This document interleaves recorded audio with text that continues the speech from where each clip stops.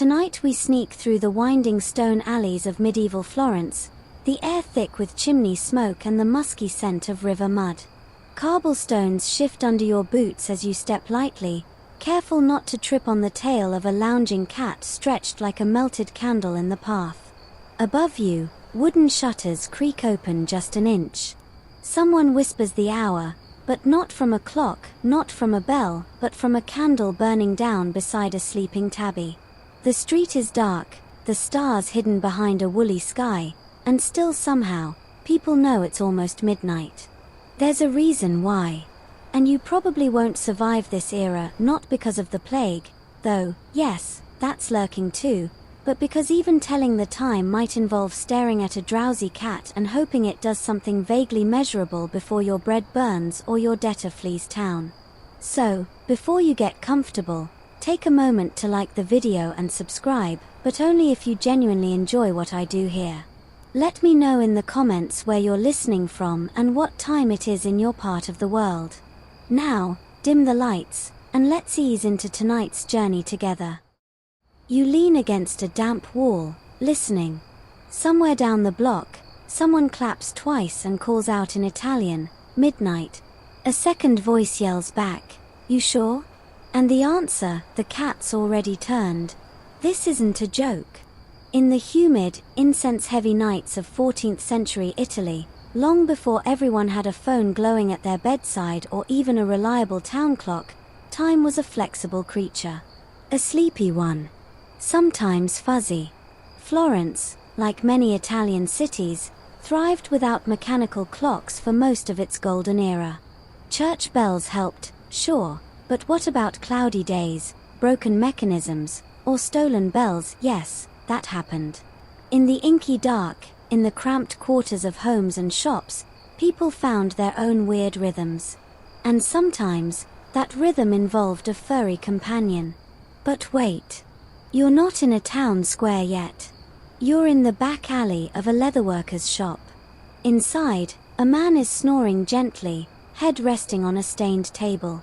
Next to him, a plump tabby cat curled beside a tall, marked candle.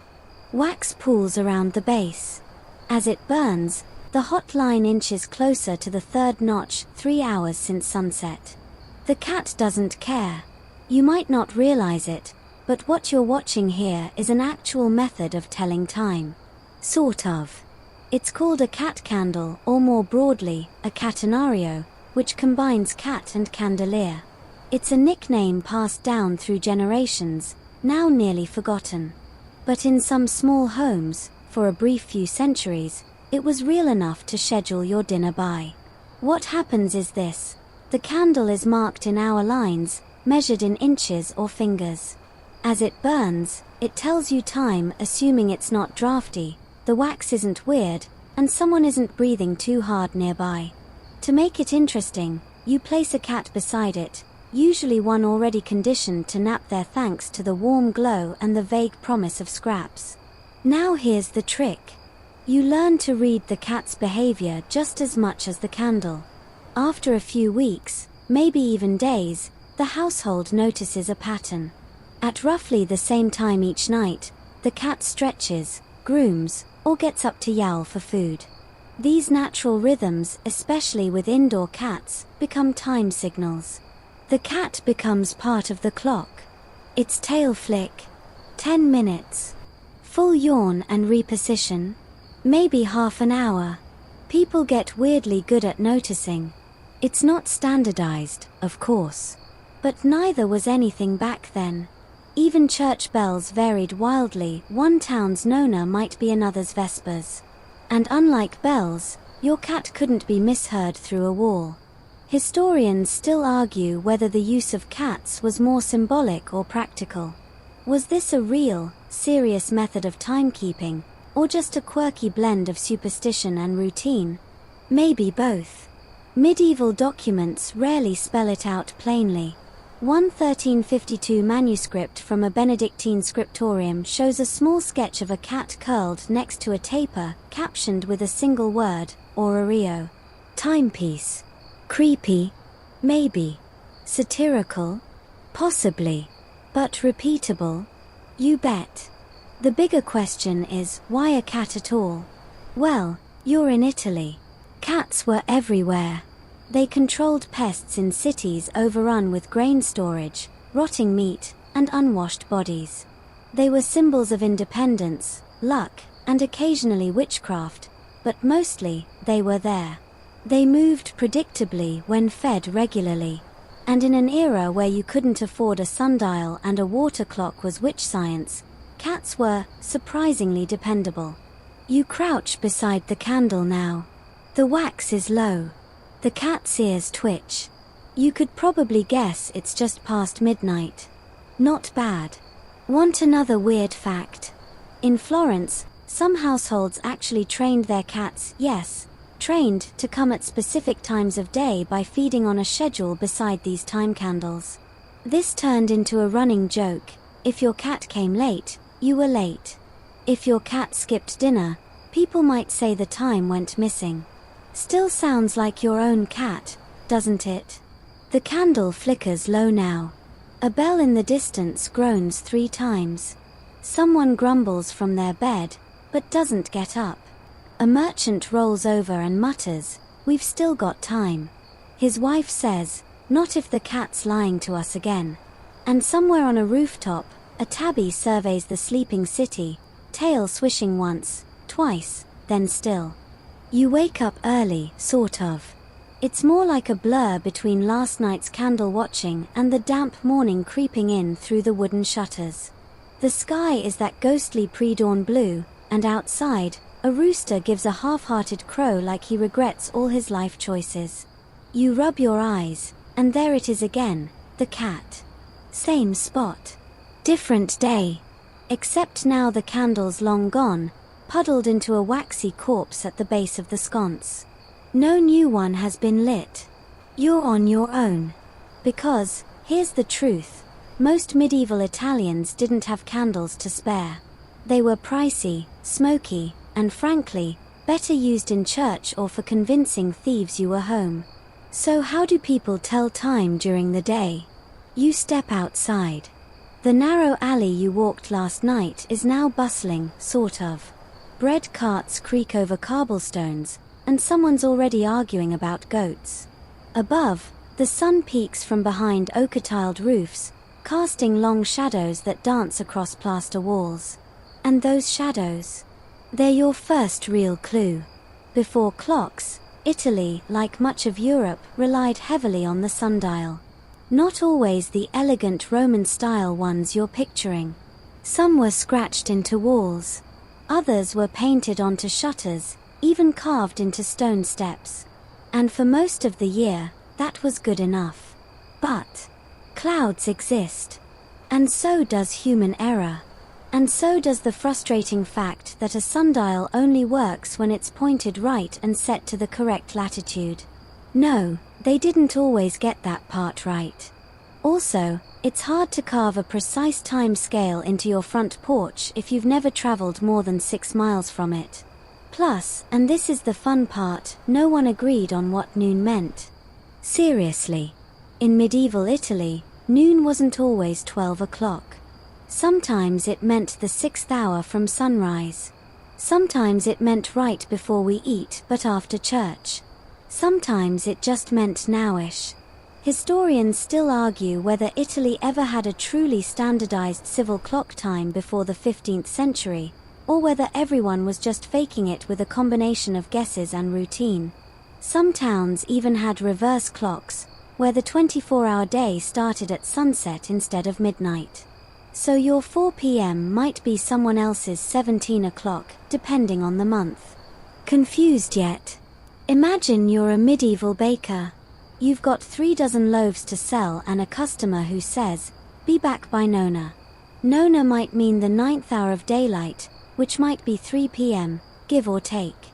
Unless it's cloudy. Or winter. Or someone stole the town sundial. Again. So what do? You peek at shadows. You sniff the air. You listen for bells if you're near a church. They ring several times a day. But the bells aren't set by atomic precision. They're set by monks, or the local sacristan, who's got his own candle or cat or mood to guide him. And so, back to cats. Let's say you're in a shop near the Piazza della Signoria. The stall next to you sells spices. You know that, every day around the same time, the spice seller's cat jumps onto the stall's warm stone counter, curls up beside the merchant's ledger, and stays there for exactly 2 scrolls worth of bookkeeping. No bell needed. No sundial. Just the cat. One artisan's journal from 1378 describes his assistant as arriving before the cat stretched, and leaving after its second nap. It's a casual phrase, like before sunrise or after lunch. But in a world without shared minutes and hours, these animal markers were, believe it or not, semi-official. Another problem with sundials? They're not portable. If you're traveling, you either guessed the time or hired someone who knew how to eyeball the sun's arc. These human clocks, called mnemonics, could tell you the hour within reason, but they weren't cheap. So instead, you relied on local tricks, shadow angles on tavern walls, the length of your own shadow, or if you were lucky, the resident cat's habits. One odd tidbit. In a few coastal towns, cats were placed deliberately in high, sunny windows as passive timekeepers. They'd follow the light, shifting their nap spots through the day. Locals would say, "The cat's on the north sill, it must be third hour." Some landlords even trained cats to nap in certain spots by placing warm bricks there through the winter. And you thought your landlord was quirky. These shadow-based and creature-cued time signals blended with the seasonal rhythm. People weren't obsessed with minutes like we are.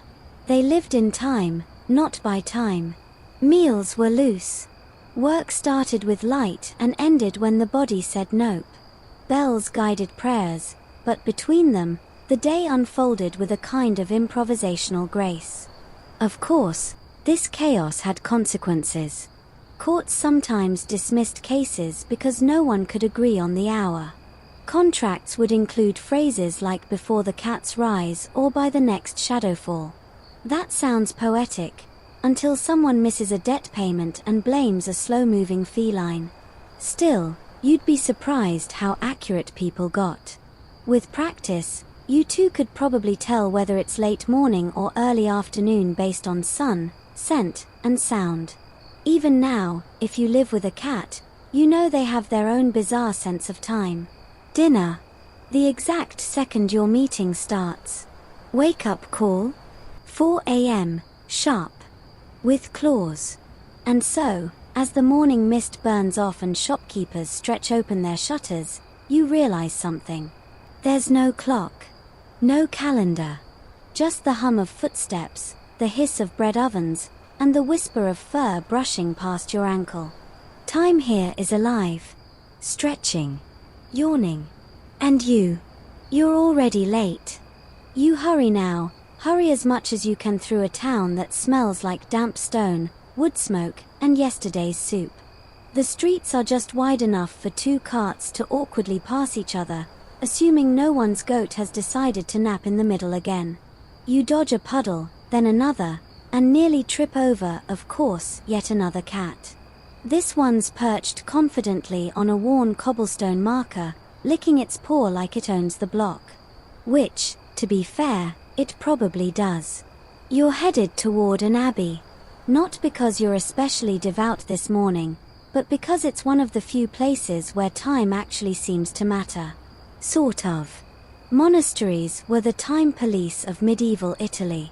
While cities stumbled along with shadows and cat instincts, monks were supposed to keep everyone in line, praying at the right hour, ringing the right bells, and following the sacred rhythm of the divine office. That meant 8 prayer services a day, starting before sunrise and ending well after dark. Sounds peaceful, right? Except it wasn't. Welcome to the monastic bell wars. Inside the abbey, the air is thick with incense and patience slowly fraying. A brother in a patched robe adjusts a weight-driven mechanism, a crude wooden clock of sorts, while another insists the last bell was rung too early. Again. I told you it was still Lord's, one hisses. No, it was terse, the other snaps, adjusting a sand timer as if it matters. You slip past them and watch as another monk lights a candle next to, yes, a tabby cat perched on a narrow shelf. The cat blinks once, then closes its eyes again. Everyone waits. See, monks didn't always agree on what time it was. The prayers were fixed, but when exactly matins ended and prime began, that depended on the season, the geography, and who was in charge of the bell rope. Some abbeys argued over a single bell toll by as much as half an hour. And when the abbots disagreed, whole communities felt the ripple. Imagine if your town's only traffic light was controlled by whether Brother Piero felt the sunrise was spiritually satisfying yet. And in all this chaos, cats wormed their way in, not officially, of course, but in the margins.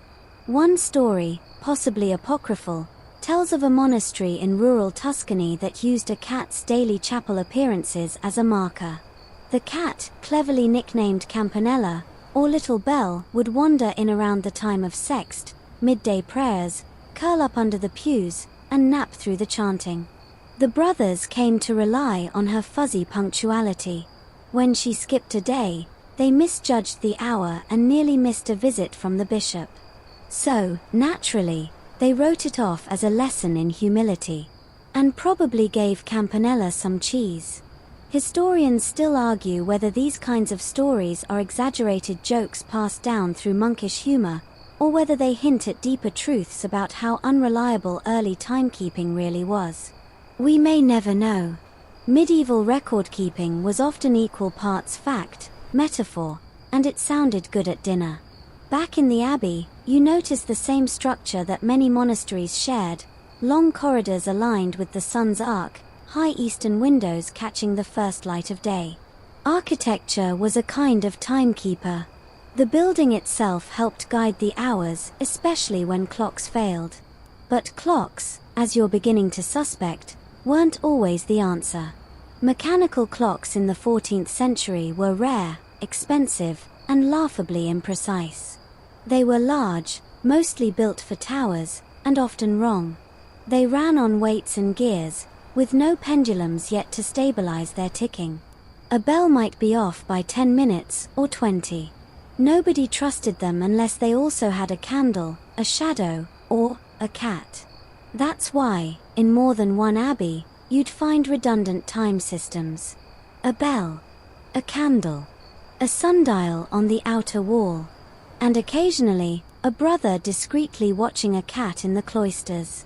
One fringe tidbit. There's a 1391 record from a Franciscan monastery listing alimentum pro cato horario, a food stipend for the hourly cat. Was this just a well-loved mouser with a dramatic nickname? Or was this cat actually used to monitor daily rhythms, perhaps through feeding times or habitual appearances? You watch now as one monk sighs, peeks toward the cat, and finally rings the bell. "Prime," he says. "You're late," someone else grumbles. "No," he replies, nodding toward the shelf. The cat just moved. There's a pause. Then everyone nods. It's oddly comforting, this blend of order and improvisation. Like jazz in Latin. And it worked, for the most part. Communities synced themselves to bells and habits and patterns that were visible, tangible, and a little bit furry. But not everyone loved it. In one town over, Benedictine monks once accused a nearby Cistercian abbey of intentionally misringing their bells to throw off rival markets. Think about that. Religious houses beefing not over doctrine, but over who rang prime first and got the townsfolk to open shop early. Time, it turns out, was power. And in this unpredictable world, the cat held more of it than you'd expect. Outside, the sun is higher now. A few townswomen pass by, each carrying bread wrapped in linen. One looks up at the abbey tower, frowns, and says, "It should have rung earlier." Her friend shrugs and points at the roof. There's a cat lying in a sunny patch of tile, dead center on the gable. "Oh," she says. "Never mind. You've heard of cuckoo clocks, right? Little birds popping out to chirp the hour. Cute. Harmless. Predictable. Now picture this. You're in a cramped, two-room house above a shoemaker's shop in Lucca. It's past sunset, and there's no bell tower nearby. No shadow, no candle, just the soft thump of a cat jumping onto a wooden shelf. It curls up, eyes gleaming in the amber light, and the old woman next to you smiles and says, "Ah, the catenario has begun." You blink. The what? She leans closer, whispering like she's telling a secret about the Pope. The candle and the cat. Watch them both. Welcome to the world of the catenario, a bizarre little blend of practical timekeeping and very patient pets, used in homes where official timekeeping had utterly failed. This wasn't a wide-scale civic innovation. You wouldn't see it on cathedral blueprints or town charters. It was domestic, personal, a workaround, like taping your oven door shut instead of buying a new hinge. But somehow, it worked. The catenario, according to several apocryphal but persistent accounts, involved placing a trained house cat beside a marked candle. The candle, made from tallow or beeswax, would be scratched or notched in hourly segments. The cat, cozy and conditioned, would lie next to it during evening hours, often receiving a treat or scratch each time the flame hit a new notch. This became routine. So what made it different from other candle clocks? The cat wasn't just decorative, it was part of the process. As the candle burned and the flame reached a certain point, the heat would subtly shift the cat's comfort. Cats being cats, they'd stir. Maybe stretch. Maybe move to another cozy corner. And when that happened, boom. Time check. Historians still argue whether the catenario was a literal tool or a tongue-in-cheek allegory shared among poor households, like calling your old cart the chariot. But scattered regional references hint that at least some people took it seriously. In one 1380 household ledger from Pisa, there's a line item that reads, "New wax for Gotto di Segna, 4 denari." Gotto di Segna, literally time-marking cat. Maybe a name. Maybe a job description. Either way, that's dedication. You squat beside one now. A stubby candle flickers on a shallow metal dish, blackened from repeated use. The cat beside it doesn't even twitch. It's a grey-striped loaf of fur, half asleep, eyes half-lidded like it's been working a double shift in cat time. And here's where it gets even weirder. Some versions of the catenario included mechanical add-ons, not gears and springs, but simple tricks. One recipe from an anonymous 14th century household manual describes embedding a pin through the candle, tied by string to a pebble. When the flame melted past the pin, the string would drop, dislodging the pebble onto the floor. Clink. Time to feed the cat. Or say your evening prayers. Or flip the roast. The cat, already waiting for the noise, would shift. Another cue. Another notch passed. No ticking hands, no gears. Just fire, fur, and gravity. You might think this was pure peasant superstition, and you'd be half right. But consider this, even among the nobility, time was notoriously slippery. In the absence of church bells, people defaulted to patterns. And in places without patterns, especially rural villas or isolated shops, you improvised. And who better than a creature with a built-in body clock? Modern science tells us that cats, especially domesticated ones, are acutely sensitive to rhythms.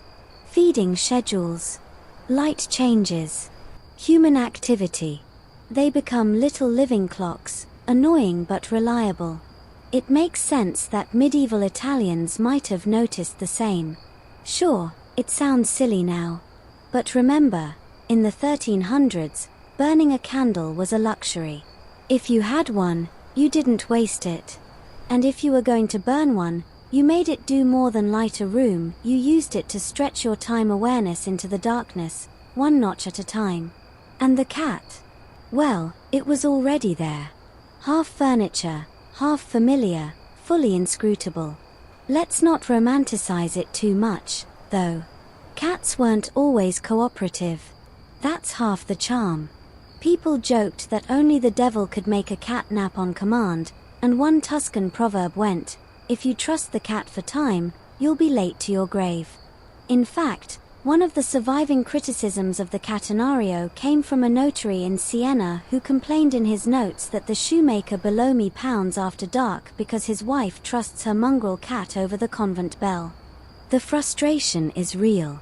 Still, for a brief period in select households, mostly artisan class and rural families, the Catenario was remembered. Whispers of its surface in letters and oral histories, especially in places where mechanical clocks hadn't yet caught on.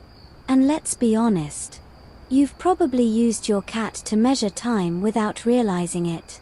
"Oh, she always starts yowling around 6. He waits by the door after my last Zoom call." That's the same logic, dressed in fur and 600 more years of context. So, you sit back in this little Luke-can home, the fire low, the candle lower, and watch the wax bleed toward another scratch on the holder. The cat flicks its tail once, then again, then sits up. Someone in the kitchen says, "Third mark." Another voice replies, "Thank God, I thought I was burning the bread." And just like that, the house continues. The hour has turned, not with chimes or clicks, but with a sigh and a stretch. It's quiet again. The candle sways. The cat returns to loaf mode. And outside, in a world too dark and cloudy to track the sky, you realize you're watching one of the most unlikely timekeeping systems ever invented, completely unreliable, oddly consistent, and just fuzzy enough to work. So now you've got the gist, cats plus candles equals time, kind of. But let's get honest for a second. It's one thing to watch a cat stretch and call it an hour. It's another thing to literally heat your home with wax and hope a living animal doesn't catch fire. Which brings us to one of the more eyebrow-raising methods ever whispered in the back rooms of Florence, the candle trick you really shouldn't try. You're in a cramped tenement, the walls damp with age and the faint scent of mold, garlic, and smoke. There's only one light source, a thick tallow candle embedded in a shallow clay dish, its sides marked with little notches. And beside it, a cat. But not beside in the sense of nearby. The cat is lying, uncomfortably close. And you, for some ungodly reason, have been left in charge of timing dinner by watching how close the flame gets to the cat. Welcome to Catter's Candle Gauge, an experimental technique that's part folklore, part poor decision-making, and part proof that desperation makes inventors of everyone. The idea was simple. If the cat tolerates the heat, the candle's about halfway down. If it moves, you're getting into the final hour. And if the cat runs away, well, your stew's overcooked and the house might be on fire. Needless to say, this method never caught on widely. It was mostly recorded in jest, as a kind of dark domestic humor. One 14th century joke manuscript from Bologna describes Madonna Narina who burned more cats than candles before she learned to read the bells. Historians still argue whether any of these methods were seriously attempted or merely satirical jabs at rural life. But here's the twist, even if no one literally roasted a cat to read the hour, there's good reason to believe heat proximity timekeeping was genuinely used. Candles marked with metal pegs or strings would drop weights or shift levers when the wax melted down far enough. And since cats love warm spots, especially in cold stone houses, placing them next to heat sources was common. If a cat started to stir or move, it might genuinely alert a household to a time-related event. Was it deliberate? Probably not always. But was it observed? Oh, absolutely. You're crouched now in a Florentine kitchen, just off the main street. A woman stirs a thick pot of lentils, occasionally glancing at the single taper on the table. The cat on the floor curls tighter, its paws tucked beneath its belly in full loaf form. The candle is halfway down. She doesn't look at a clock. She watches the cat. A man steps in. "Time yet?" "Wait for his whiskers to twitch," she mutters. 3 seconds later, whisker twitch. Almost, she says, and keeps stirring. Sounds absurd, but think about your own day. You've got habits, rituals, unconscious cues that help you guess the time. Sunlight patterns. The neighbor's dog barking. Your cat knocking a glass off the shelf right before lunch. Medieval folks didn't have schedules, they had rhythms. And cats are rhythm incarnate. One fringe example of this, discovered scribbled in the margins of a ledger from 1386, is a candle chart accompanied by a small sketch of a cat in 3 positions, lying flat, sitting up, and gone. Each position corresponded to a different quarter of the night. It's not labeled with times, just behavioral states. One scholar insists this is a joke. Another argues it was a functional shorthand in households without numerical clocks. And you know what? Both might be right. But the consequences of relying on these unpredictable methods could be dramatic. Entire meals were ruined, contracts missed, even marriages delayed because someone thought the cat had moved and it hadn't. There's one town record, more gossip than legal document, that claims a merchant missed a debt repayment because he mistook the neighbor's other cat for his own, and showed up 2 hours late. When accused of deception, he reportedly yelled, "They looked the same in the dark. 1 cat, 2 reputations. Back to your kitchen vigil." The candle flickers dangerously low now, and the flame sends out one long hiss as it hits a crack in the wax. The cat's eyes snap open.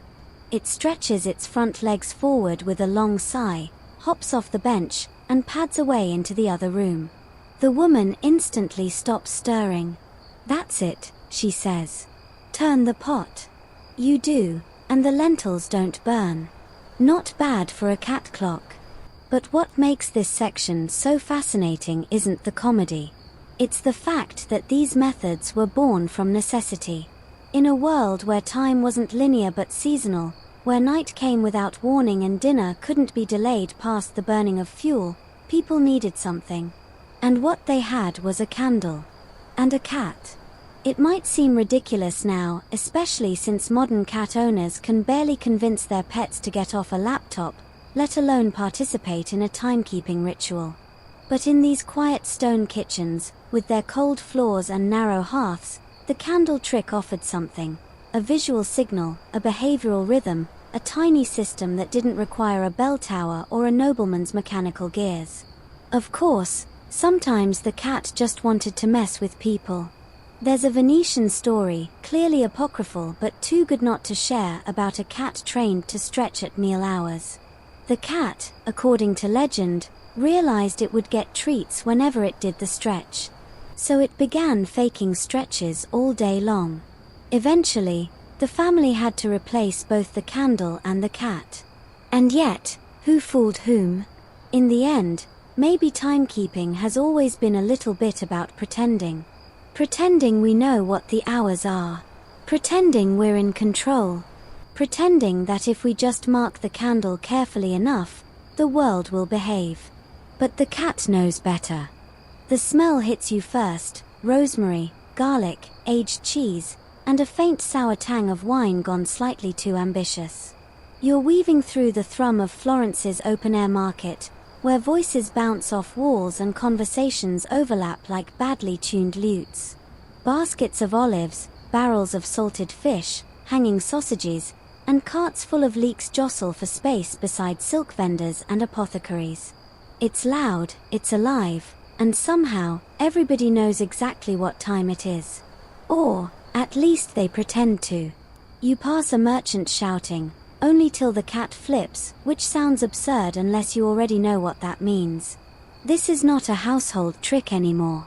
You've entered the chaotic, meow-marketed world of merchant schedules, where cats, shadows, bells, and baked loaves all play their part in creating a timekeeping system held together by spit, instinct, and a bit of catnip. Markets were the heart of medieval city life. But they had a problem: synchronization. Without consistent town clocks, or reliable human ones, vendors had to get creative. Some relied on sun angles. Some used church bells. And others relied on local cats. You sidle up to a spice seller. He's a wiry man with stained fingers and a voice like crumpled parchment. Behind him, curled on a folded burlap sack, is a large orange cat, dozing with all the gravity of a philosopher in deep thought. That's Lorenzo, the man says. When he stretches, I start discounting the coriander. You blink. Why? Because he always stretches at the 5th hour after sunrise. Like clockwork. Better than the Dominican bells, those are always ringing for something. And just like that, another piece of the puzzle clicks into place. These marketplace cats weren't just background scenery. They were part of the economic choreography. Vendors began timing discounts, deliveries, and debt repayments based on behavioral cues from animals they'd grown to trust. Not because cats are noble, punctual creatures, no. Because they're predictable in their own very specific, very food-based ways.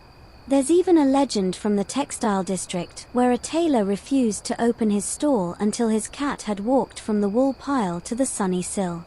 It's the 3rd hour, he'd say, tying his apron. The cat has crossed. Was this superstition? A joke? Maybe. But also, maybe not. Historians still argue whether these cat-based routines were practiced across Italy or whether they were hyperlocal traditions passed down in narrow districts. Some claim it's a literary device, a sort of folkloric flourish. Others point to merchant records showing timing systems based not on bells, but on events, after fish cleaning, at Lorenzo's stretch, before the cat turns. That last one appears 3 times in a wool ledger from 1372.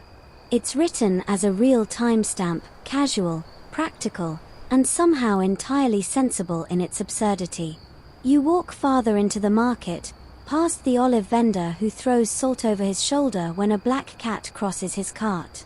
It's early, he says. She's never here before Nona. He adjusts his prices slightly. And just like that, business adapts.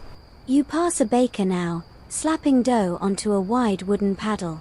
His cat, small and twitchy, has curled beneath the oven bench.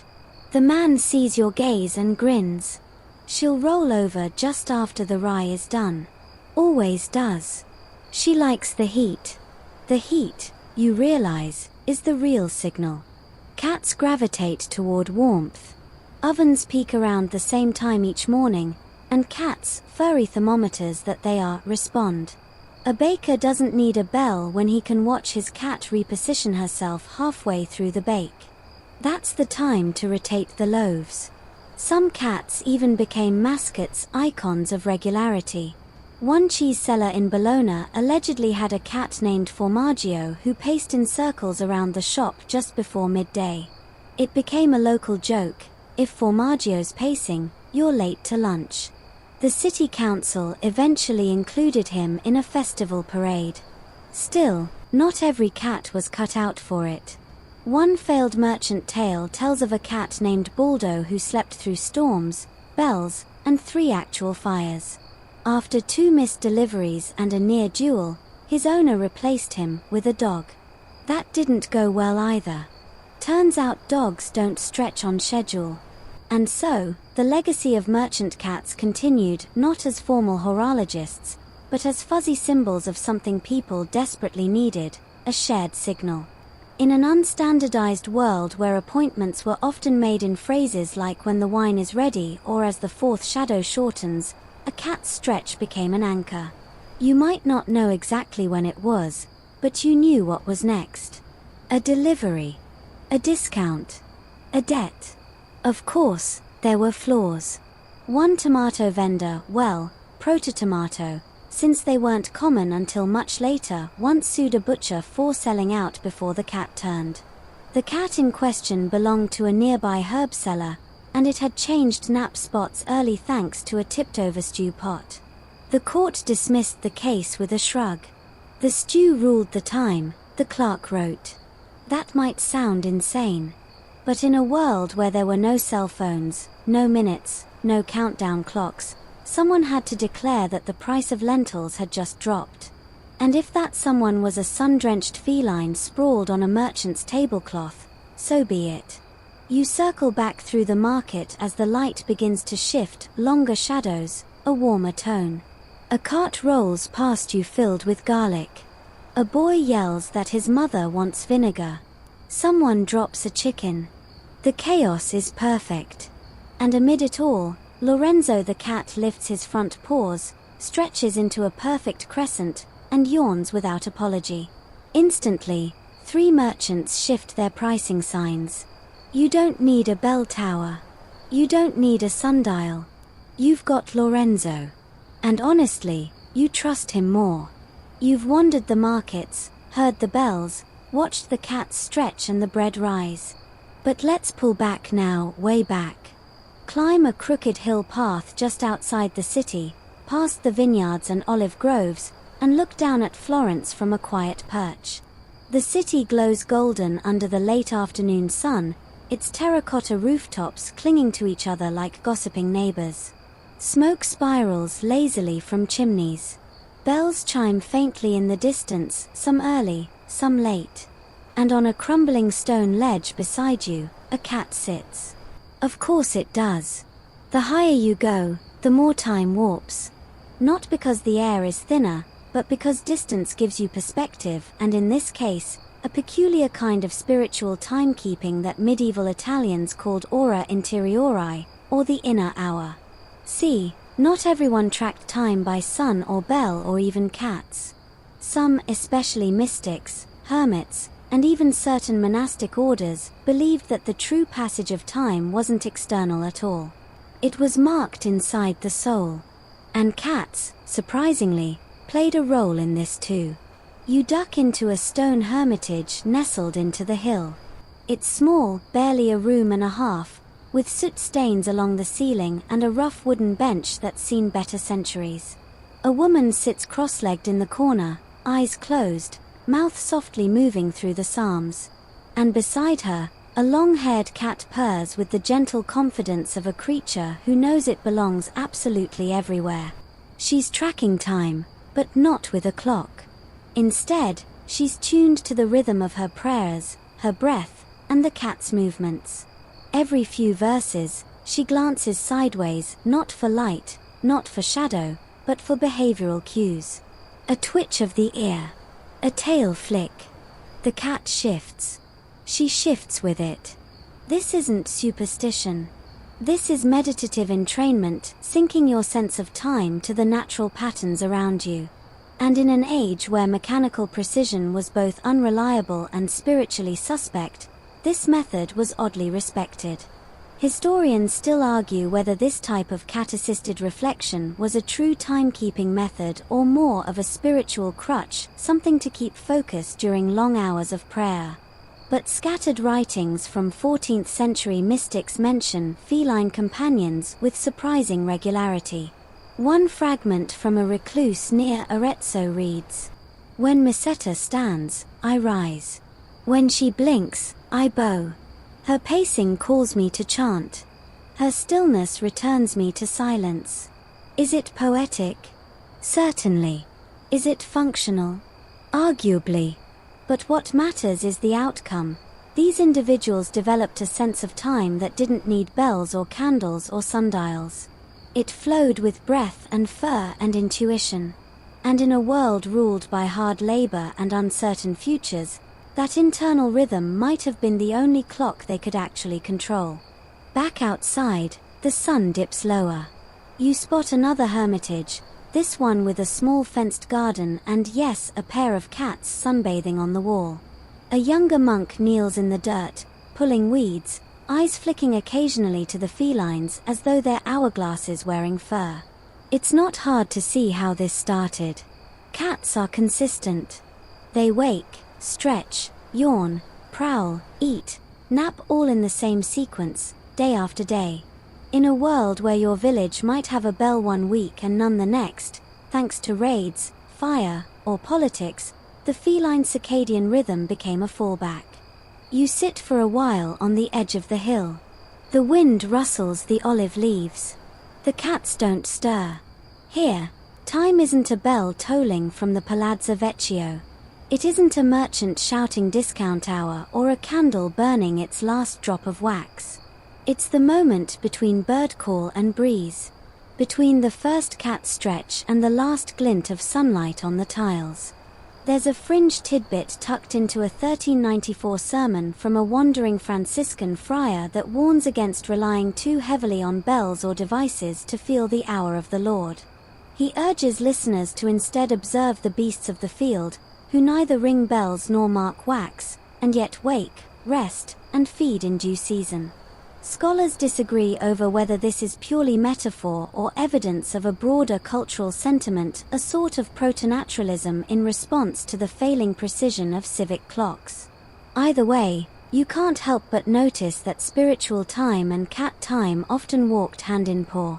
In quiet households, the moments between chores were sometimes marked not by minutes, but by the arrival of the cat to a windowsill, or its third nap of the day. Not to mention, cats themselves were seen as spiritual creatures. Independent, mysterious, drawn to warm places and silent rooms, just like hermits. Some even claimed cats could sense prayer, or detect evil spirits.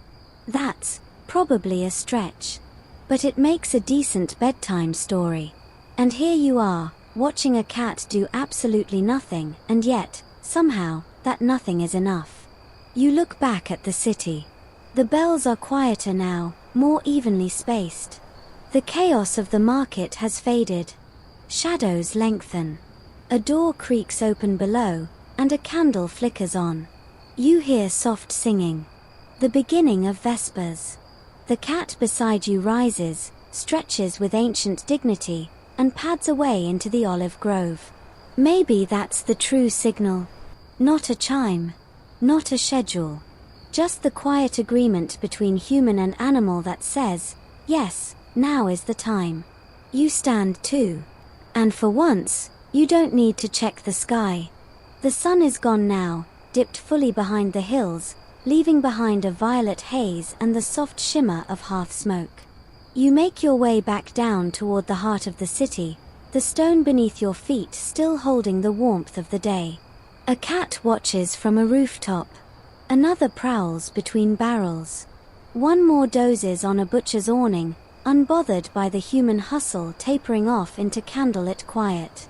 Now, let's talk about what happens after dark and why that's when cats, and their peculiar sense of timing, really come into their own. You step into a tavern, ducking beneath a warped wooden beam. Inside, the air is thick with the scent of roasted meat, spilled wine, sweat, and damp wool. People huddle around tables, whispering, laughing, arguing. A bard scratches lazily at a lute.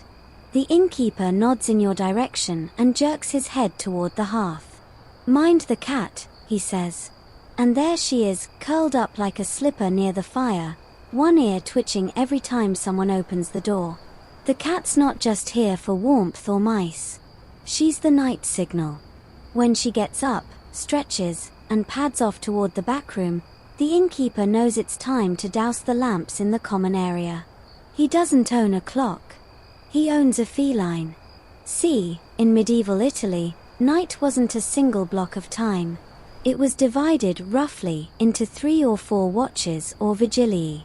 These weren't exact hour slots, they were observational. A guard might say, "I'll patrol first watch," meaning dusk to mid-evening. Or, "Wake me for third," meaning somewhere near dawn. And how did people judge those boundaries? You guessed it. Cats. Once the bells stopped ringing, and they did, after Compline, people leaned into the rhythm of nocturnal life, and that rhythm often matched the slow ballet of feline activity.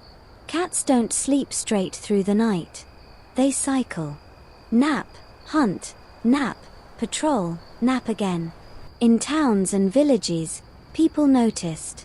Some households came to associate their cat's movements with specific intervals of night. When Luna paces the sill, we are in second watch.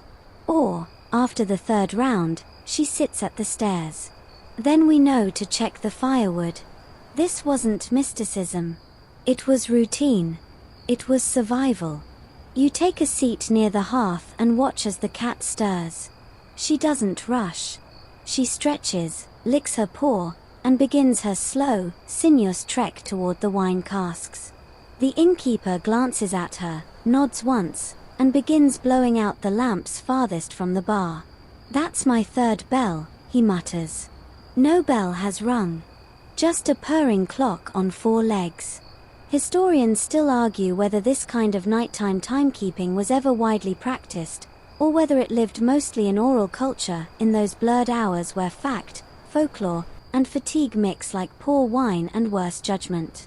But evidence pops up in odd places. A night watch log from Siena dated 1411 includes an annotation. Serafino, the orange, turned at the outer steps, shift began. The tone is so casual it's hard to tell whether Serafino was a guard or a cat. But given the context and the recurring name in later entries, Serafino returned, second round passed, the current academic guess leans toward cat. Some cat movements even became alarm signals. One merchant wrote that his cat, Philo, would always return from the alley behind his shop just before the thieves' hour, the part of the night when, statistically, someone was going to try and rob you. And so Philo became the night's chime. His reappearance meant bolts were drawn, shutters closed, and lanterns double-checked. You glance around the tavern. A couple's deep in debate over whether it's too late to fetch a midwife. The man insists it's only second watch.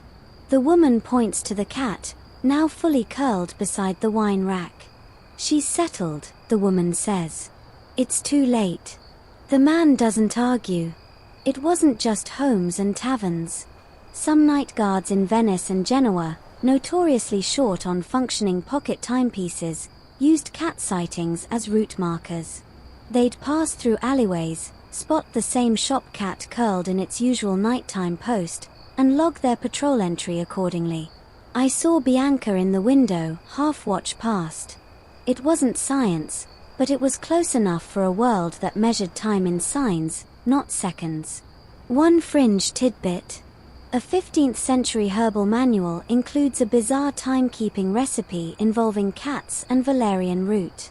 The author suggests that if one seeks to measure the hour past Compline, they should place valerian near the hearth and observe the creature's rest. The root attracts cats like catnip. Apparently, you mark the time it takes for them to fall asleep after exposure. Unreliable? Certainly. Adorable? Absolutely. And there's a deeper point here. After dark, everything becomes more intuitive. When shadows eat the roads and even bell towers go quiet, time becomes a sensation, a texture in the air, a shift in temperature, a flicker of movement. Cats, with their eerie grace and tendency to show up exactly when you're about to fall asleep, slip right into that sensibility. You step outside the tavern. The streets are quieter now. A dog barks in the distance, and somewhere, a lute clinks into silence. You pass a laundry line swaying in the breeze, a shutter creaking like it's dreaming. And above, sitting like a fuzzy gargoyle on a chimney, a cat watches. She blinks slowly. Doesn't move. Doesn't need to. And just like that, you know it's time to head in. The streets are near silent now. Florence has folded into itself like a quilt, stitched together by flickering torchlight and the soft hiss of extinguished hearths. You walk slowly, careful not to disturb the hush. Somewhere to your left, a baby cries. Somewhere to your right, someone snores with operatic flair. And at your feet, because of course, pads a black and white cat, tail high like it's the mayor of the midnight hour. Tonight, we enter the realm of the timekeepers with fur and names, the cats who gained reputations not just as cozy background ambience, but as local legends. Cats who were so regular, so oddly clock-like, that people planned around them not metaphorically, but literally. And there were more of them than you'd think. You follow your striped companion down a narrow alley lined with shuttered stalls and half-forgotten graffiti. There, painted crudely beside a wine shop window, a lopsided image of a cat stretching beside a candle. Beneath it, scrawled in fading ink, Orsa knows the hour. You've found one. Orsa was a cat, not a nun or a grandmother, though she arguably held more power than both. She belonged to a butcher named Mastro Dino, who swore that Orsa always jumped onto the shop's front slab the moment the bells of Lourdes faded in the distance. He didn't need a clock. He had Orsa. Customers believed it too. If you arrived before Orsa, the meat hadn't been set out.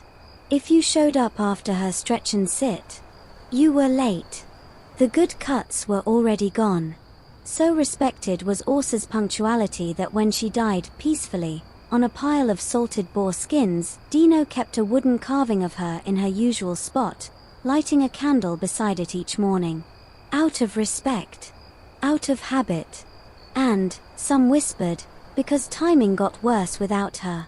Historians still argue whether stories like Orsa's are exaggerated, a form of local lore amplified by generations of retelling.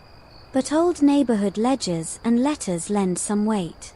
In one merchant account book from the San Lorenzo quarter, a scribe notes, "Delivery to be made after Orsa's rise, not before."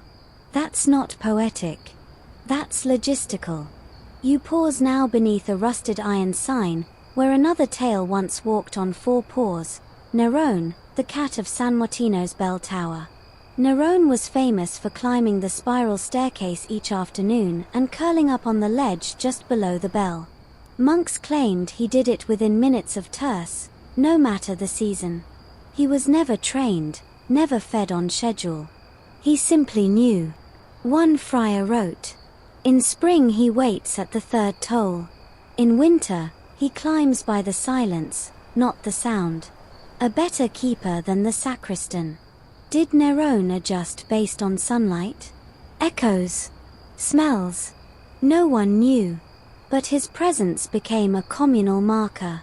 When the monks heard scratching on the upper stairwell, they'd call the next prayer without waiting for the clock to agree. Nerone's bell, they'd joke. But they still obeyed it. Even visiting pilgrims whispered about him. Some rubbed his head for luck. Others tried, and failed, to follow him around to test his timing. He ignored them, of course. Cats don't clock in for validation. One fringe tidbit. A surviving sketchbook from a Genoese sailor features a drawing of Nerone with the caption, "He knows what bells forget." But not all feline timekeepers were spiritual or shop-bound. Some roamed entire neighborhoods.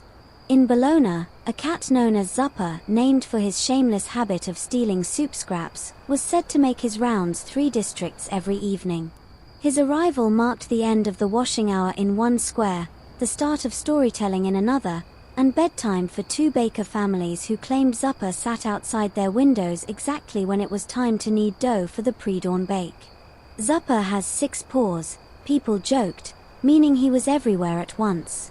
When he died, hit by a cart while chasing a chicken, because of course he did, 2 districts actually held separate candlelight vigils.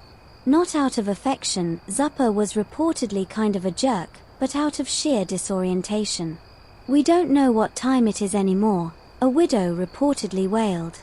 You keep walking, trailing your new feline escort through the half-lit streets. He hops onto a barrel, flicks his tail, and looks back at you with that timeless expression. Unimpressed, slightly hungry, vaguely mystical. These were the living clocks of the commons, creatures whose behavior became fixed points in a sea of inconsistency. When mechanical clocks faltered, when bells were silenced by storms or politics or neglect, people turned to what was familiar, furry, and somehow always on time. It wasn't about superstition. It was about certainty. Predictable behavior, repeated daily, becomes as trustworthy as any mechanism, if not more so. In the dusty pages of a late 14th century satirical play, there's a character who refuses to leave for a meeting until he's seen Bianca the cat scratch her ear. "She marks the hour finer than any bell," he says, with mock drama. "And what if she itches early?" the other replies. "Then I arrive early. And that is worse." You laugh quietly at that, rounding the last corner back to your lodging. The cat, your guide, your shadow, your makeshift watch, sits at your door before you do. He stretches, blinks, and wanders off without ceremony. Of course. His job is done. Back inside now, stone walls breathing out the day's warmth, wooden beams creaking like sleepy knees, and the faint echo of someone humming a lullaby 2 doors down. You've kicked off your boots. Settled. Almost. But before you drift off, let's slide into something even stranger. Because tonight, we're talking about cat clocks that never existed but probably should have. Welcome to the curious corner of myths, jokes, and thought experiments, where people imagined cats not just as companions or quirky time cues, but as literal tools of horology.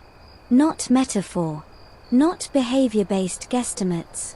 We're talking fully operational, cat-based time machines, kind of. It starts with a whisper of a manuscript, half legend, half lunacy, from northern Tuscany, the treatise of the 9 peculiar hours, an anonymous 15th century oddity filled with diagrams, poems, and very strange inventions. Among them, the Gotto Horologo, or cat clock. Now, this wasn't a mechanical cat, like some medieval proto-robot. No gears. No steam. This was, apparently, a real live feline trained to respond to food placement, candle movement, and scent triggers in ways that could indicate time. One drawing shows a round table with 9 candles spaced around its edge, each burning down at slightly different rates. At the center, a bowl of fish. The cat would nap at the candle burning closest to completion, supposedly offering a kind of fuzzy hour hand. Historians still argue whether this was a serious design or a joke. Some scholars believe it was satire aimed at overly complex monastic clocks that often malfunctioned. After all, why tinker with levers and bells when you could just follow a creature that naturally shifts spots every couple hours? And yet, the treatise isn't entirely isolated. There's a marginal sketch from a Venetian merchant ledger, literally in the margin, drawn beside shipment notes, that shows a cat curled on a sundial, labeled our house clock. Was it humor, pride, or just an accurate depiction of how people actually gauged morning light? Even Leonardo da Vinci, that Renaissance polymath who famously drew everything from flying machines to water screws, once scribbled in a notebook, "The cat knows the hour of shade." He didn't elaborate. He didn't need to. Now, let's step even further into the weird. There's a folk story, barely preserved from oral tradition, about a rural village in the Marche region that claimed to have invented a 4-cat clock. Yes, 4 cats. Each cat was allegedly trained to nap in one quadrant of the room. Each quadrant represented a rough span of hours. When a visitor arrived, the host would glance at which cat was in which position, sleeping, grooming, stretching, or eating, and declare the time. He comes in 4th, someone might say, meaning the final part of the afternoon. Would this system actually work? Absolutely not. Would it be better than some of the tower clocks of the era that jammed up in winter and chimed 12 times at random? Honestly, maybe. That's the thing about medieval innovation. It often balanced on a line between brilliant and bonkers. Because when the official systems failed, and they often did, you turned to the absurd. And cats, being creatures of habit with surprisingly consistent rhythms, slipped naturally into the role of fuzzy fallback option. And the people leaned in. One joke from a 1399 pamphlet in Siena goes, "My husband swears by 2 things, the bells of Santa Chiara, and our cat. One is always late. The other knocks cups off the shelf. Neither is wrong." Humor aside, there's something telling here. Cat-based timekeeping wasn't mocked because it was absurd, it was mocked because it was believable.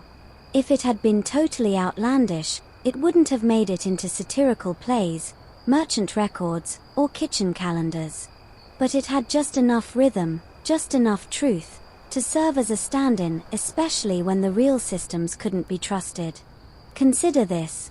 Many mechanical clocks of the 14th and 15th centuries, gorgeous, complex, and expensive, failed spectacularly in winter.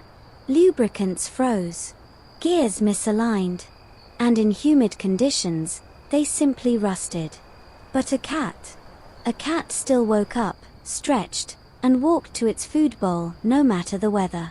In a way, cats became the analog heartbeats of a failing machine world, ticking in fur, not brass. You sip something warm by the fire now, watching shadows slip up the walls. The house cat, a small, soot-colored creature, stirs from a loaf-like nap. She yawns, blinks, and hops down from the bench to sit by the doorway, exactly as she's done every night at this same moment. She's early, someone mutters from the hall. Then we are, too, comes the answer. In that moment, you realize it doesn't matter if the 4-cat quadrant clock was real or not. What matters is that someone believed it could be. In a world too vast, too chaotic, and too candlelit to measure in perfect hours, people sought comfort in familiarity. And what could be more familiar than the soft shuffle of paws and a tail curling precisely when you expected it? It may not be science. It may not be engineering. But it is, undeniably, timekeeping. And maybe, just maybe, a bit of time dreaming, too. The fire's dying down now, soft amber coals nestled in grey ash, casting shadows like slow-moving ghosts across the floorboards. Your eyes are heavy, but there's one more place to visit before sleep takes over. Tonight, you step into the quiet inner sanctum of the monastic world, where silence reigns, and every motion, every breath, is tethered to time. But not time measured by ticking or chiming. Time, here, flows by prayer, by candle, and sometimes, by cat. You push open a thick wooden door and step into the cloister. The air smells like stone, wax, and old parchment. Above, the stars glitter, stark and cold. The bell tower looms, but its chime has paused.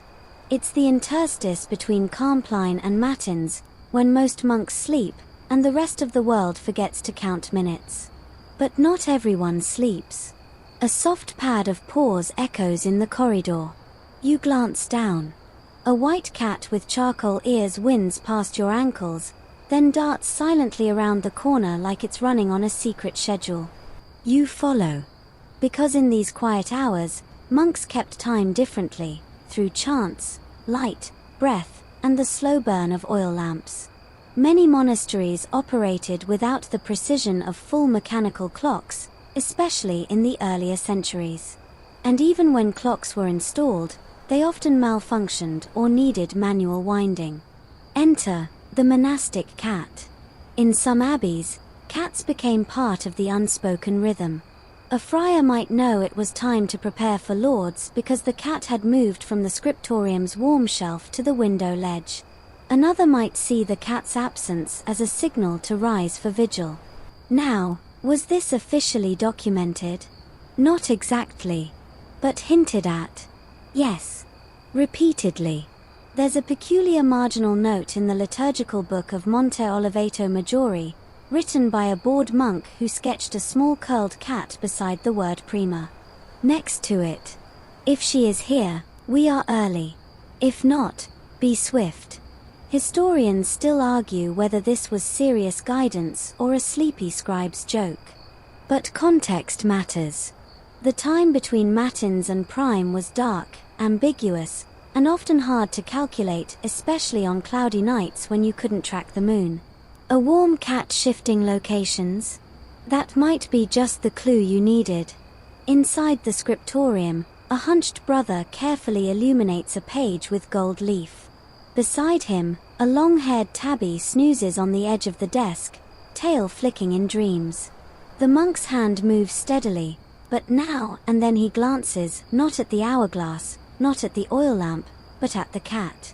When she stirs, he'll finish. When she walks to the door, he'll rise for prayer. It's not that the cat dictates the time. It's that her presence confirms it. And it wasn't just inside the walls. In some religious orders, cats patrolled courtyards and gardens. If one of the brothers spotted the monastery cat emerging from the herb garden or perching on a sun-warmed stone at a particular hour, it served as a cue. The shadows are right, the temperature's changed, it's time. One fringe anecdote from a Carthusian monk mentions a cat named Benedictus who would meow outside the kitchen exactly before the morning fast broke. He comes not for food, the monk wrote, but to declare the fast is finished. We simply oblige. Skeptics might scoff, but for the monks who lived in stillness, surrounded by long hours and minimal distractions, the rhythm of an animal was a clock of comfort. That rhythm extended beyond daily routine. Cats were known to attend dying monks, curling near their feet in the final hours. Whether coincidence or conditioning, the monks began to take it as a sign. If the cat entered your room late at night and stayed, it meant you might soon pass. This was not morbid, it was gentle, familiar. A soul's companion in the quiet countdown. Even more curiously, several abbeys reported changes in cat behavior around lunar shifts, especially during vigils of vigilias, those long prayer nights under full moons. One record from an abbey in Umbria states, "The moon rose, and Our Lady cat took her post beneath the altar, unmoving, as if counting the stars." Is it myth? Is it poetry? Yes. Also, possibly not. Because in an era when everything in a monastery moved with ceremony, even the cats became part of the choreography. Not just tolerated, but observed, valued, catalogued. There's a recorded list of rules from the Abbey of San Zeno in Verona that includes, among its more serious regulations, if the creature walks through chapel during readings, do not rebuke it. It walks the Lord's path as it sees fit. Which is, frankly, the most cat-friendly theology we've ever heard. You settle now in a shadowed chapel pew, watching the flicker of one last oil lamp. A cat emerges from beneath the altar, stretches slowly, then hops down and pads toward the door. A friar follows. No word is spoken. No bell is rung. But everyone moves. There's something almost monastic in that harmony between animal and human, no command, no control, just presence and observation. A partnership of stillness. And in that stillness, time passes. Unmeasured. Felt. The bells return soon. But for now, the cat is enough. By now, you're starting to understand, in medieval Italy, time didn't tick, it flowed. It nudged. It stretched. And cats, with their uncanny awareness and shameless routines, didn't just float in that flow, they curled up right in its current. Tonight, you shift focus again. No markets, no monks. This time, you follow time into the household, the beating heart of daily medieval life, where clocks were rare, candles expensive, and every moment carved out between chores, prayers, and gossip.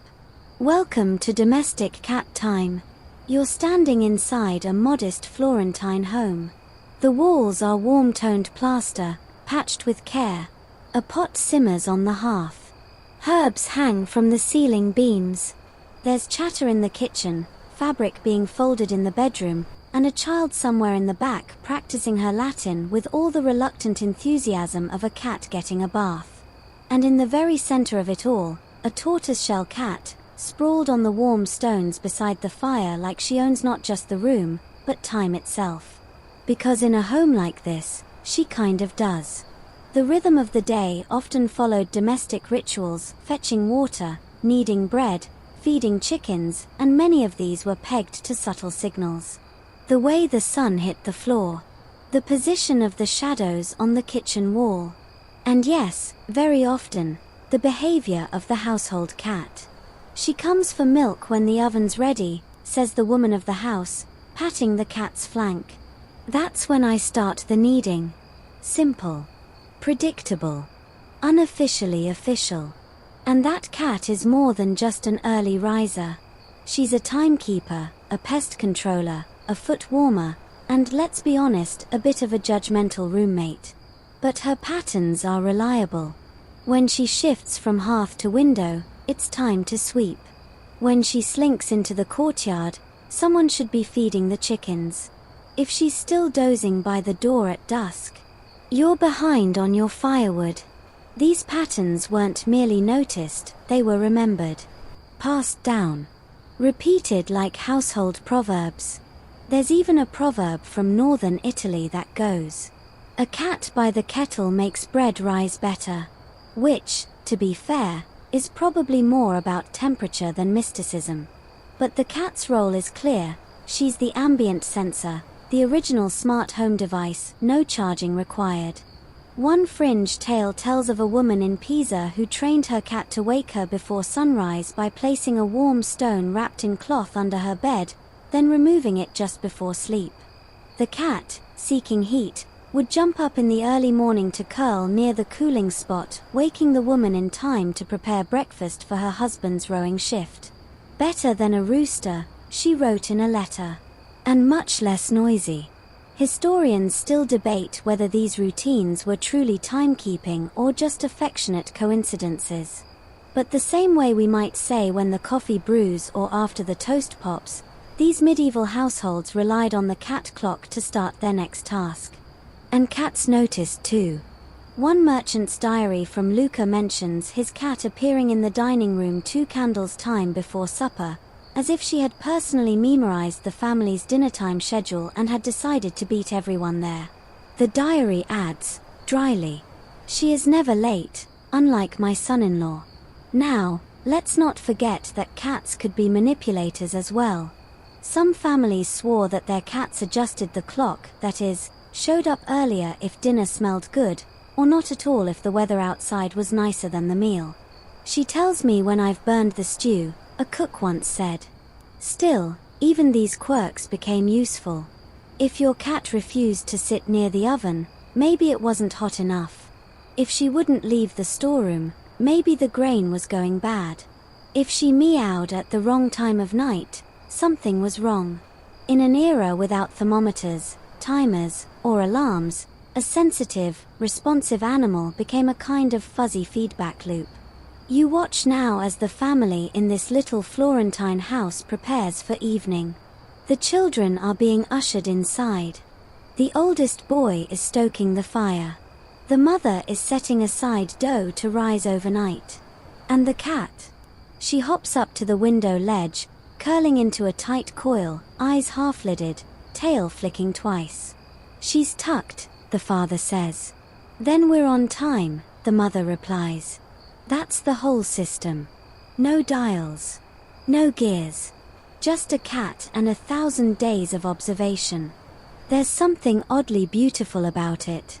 The way families lived in tandem with their animals, not just using them, but reading them, trusting them, aligning their routines like twin stars in the same sleepy orbit. And maybe, just maybe, that's why so many households had a cat. Not just for the mice. Not just for the comfort. But because in a world without certainty, a cat offered consistency. She woke up. She stretched. She ate. She paced. She yawned. You followed. And when the day was done, she curled up by the fire again, like closing a book you'd already read 100 times, but still loved anyway. The moon is high now, silver and solemn, casting long, narrow shadows through crooked streets and half-shuttered windows. The city sleeps, mostly. Except you. And the cats, of course. Always the cats. Tonight, you take a softer path. The winding, half-real terrain of folklore and fable, where fact melts into feeling, and timekeeping becomes a thing of whispers, omens, and slightly unbelievable stories told just seriously enough to make you wonder. In this quiet liminal world, cats weren't just companions or clocks, they were guardians of the hour, sentinels of shadow and time. And if you believed your nonna, they saw things you couldn't. Especially in the deep, silent middle of the night. You start in a cobbled village in the Apennine Hills, where they tell a story still about a cat named Luna who could stop time. She lived in a baker's house. Sleek, white, and never once seen to blink during a bell chime. They said she knew when a fire would catch wrong, or when the dough would fall flat.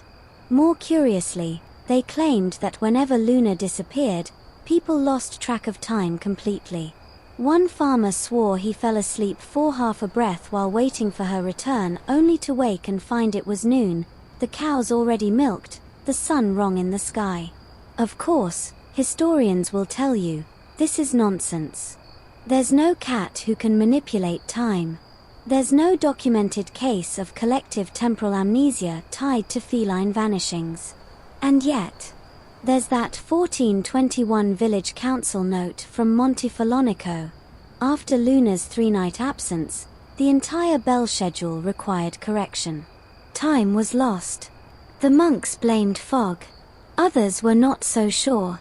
You wander deeper now, into the oral memory of Italy, passed between candle flames and crumbling stairwells. Cats in these tales are watchers, timing not by sun or moon, but by fate. They're said to sit facing east exactly 3 minutes before bad news, or to avoid certain doorways when time is about to warp. Yes, warp. In Siena, there's an old saying. When the cat does not cross the square, wait. The hour has teeth. No one knows exactly what that means. But it's not good.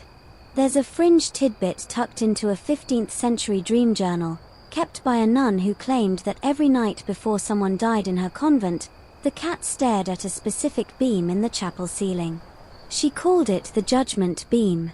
Others ignored her, until the cat did it 5 times. And was right. Every time. Is this real? Probably not. Is it useful? Surprisingly, yes. Because folklore isn't about data. It's about pattern. Emotion. Predictability where logic fails. And when it came to time, especially dangerous time, nighttime, the between-timed cats became emotional barometers. Their refusal to appear became meaningful. Their sudden stillness, a warning. Their purring presence, a reassurance that yes, everything is still moving forward, and no, the dark hasn't swallowed the hour whole. One of the most haunting legends comes from Venice, where sailors once claimed that cats could protect their ships, not from rats, but from time-lost tides. According to the tale, a black cat named Porto used to sit at the edge of the dock precisely 10 breaths before any boat arrived, even those returning early or late. And once, only once, he didn't. That night, the tide reversed unexpectedly. A small trading vessel crashed. No survivors. After that, sailors would wait to see Porto before casting off. And when he disappeared for good, they replaced him with a painted figurehead. A cat, curled on its haunches, staring out to sea not for luck, but for timing. Even today, some boats in Venice still bear cat carvings. Not for whimsy. For watchfulness. You pass a window now. Behind it, candlelight flickers. A little girl is being tucked into bed, and her grandmother is telling her, the cat knows when to sleep. If she wakes, listen. The night may be shifting. That phrase, the night may be shifting, crops up across rural Italy. Scholars think it might relate to the shifting of canonical hours, or even the switch between Julian and Gregorian calendars that confused timekeeping in many towns. But others suspect it's something older. Something stranger. An instinct that time isn't rigid. That it breathes. And that cats notice first. In Roman days, before the clock ruled all, time was marked by behavior, crows cawing, bakers kneading, market stalls clattering. Cats were part of that dance. And even as centuries passed, and towers rose with ticking hearts of brass, people still looked to the alley, the hearth, the rooftop. Was the cat there? Was she pacing? Sleeping? Gone? Then something must be happening. You pause now, in a narrow side street blanketed by moonlight and silence. A black cat appears at the far end. She sits. Watches. Doesn't move. You're not sure how long you stand there. But when she turns, tail flicking like a pendulum, you follow. Of course you do. She leads you without urgency, her paws soundless on the worn stones, her shape barely a shadow under the moon. You follow without question, because by now, after everything you've seen, after all these soft clocks and twitching tails and candlelight cues, you trust her. And as she rounds the corner into an open courtyard, something shifts in the air. This is the hour when time grows heavy. Not dead, but dense. Like honey cooling in a jar. It's past midnight, but before morning. That strange interval some monks called hora obscura, the dark hour when the body wants sleep, but the mind, for some reason, won't quite shut off. In Florence, they used to say that time folds here. Not in the market, not in the church, but in these hours. And in this courtyard, you're about to discover why. Because here stands one of the few functioning mechanical tower clocks in the city, ticking gently into the quiet. It's older than you expected. The gears were originally constructed sometime in the 1380s, and they still clunk, still groan, still echo faintly across the rooftops. And here's the best part, it has a resident cat. She lives in the gear room, they say. No one feeds her, but she's always there. Technicians call her La Surveillante, the overseer. She doesn't leave the tower. She doesn't socialize. But every evening, she walks a loop along the rafters just before the night bell tolls. And if she doesn't, someone checks the mechanism. You glance up, and sure enough, there she is, a black and ginger long hair perched on a wooden beam, watching the pendulum like it owes her rent. She's not superstition. She's routine. And she's so effective that one repairman actually wrote in his notebook, "If Surveillante is absent, delay the wind." It's absurd. It's completely medieval. And it works. Historians still debate whether these cats were actively encouraged or just tolerated. But if enough people wrote around them, planned around them, they were, in practice, part of the timekeeping system. And it wasn't just this tower. Other cities had other feline fixtures. In Bologna, there's mention of a cat that lived in the bell tower's shadow and stretched precisely 2 minutes before the bell rang every single day. The bell ringer eventually stopped checking the sundial. He watched the cat instead. In Milan, a priest kept a journal where he measured time in phrases like, "Before the cat yawned," or "After the orange sat by the east wall." Some mocked him. Others copied him. Because, really, who needs accuracy when you've got reliability? There's a fringe tidbit from a small Tuscan town, where the local tower's bell was said to run 5 minutes fast always. No matter how they adjusted it. Until the town cat, Noxiola, began sitting on the north steps 5 minutes before every hour. So they stopped adjusting the bell. They adjusted themselves. You look up again at Surveillante.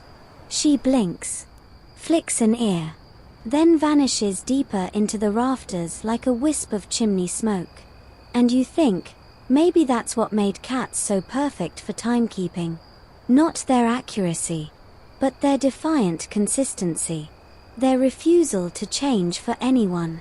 In an age where mechanical clocks were rare, delicate, and often only accessible to clergy or merchants, most people didn't experience time as precision. They experienced it as pattern, as repetition, as movement. And what moves with more daily consistency yet still seems to dance to its own private rhythm than a cat? Not roosters. They're too noisy and honestly kind of dumb. Not bells. They need people. But cats. Cats move whether you ask them to or not. And that's the key. Because in cities like Florence, Siena, or Ravenna, you didn't own time. The rich did. The church did. Time belonged to tower bells and painted saints and imported Swiss mechanisms. You lived beneath it. Outside of it. Unless, of course, you had a cat. Then suddenly, you had your own private timekeeper. One that didn't answer to Rome or the city council or the abbey on the hill. She answered to the sun, the shadows, the smell of food.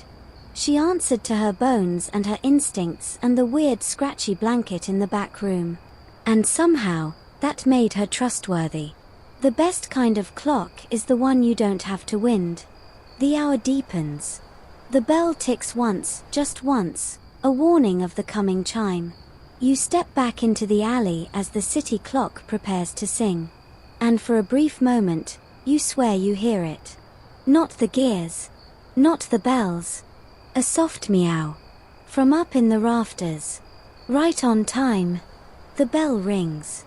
A low resonant tone that rolls over the rooftops like fog, brushing balconies, slipping through window cracks, nudging sleepers just enough to make them stir, roll over, and forget it happened.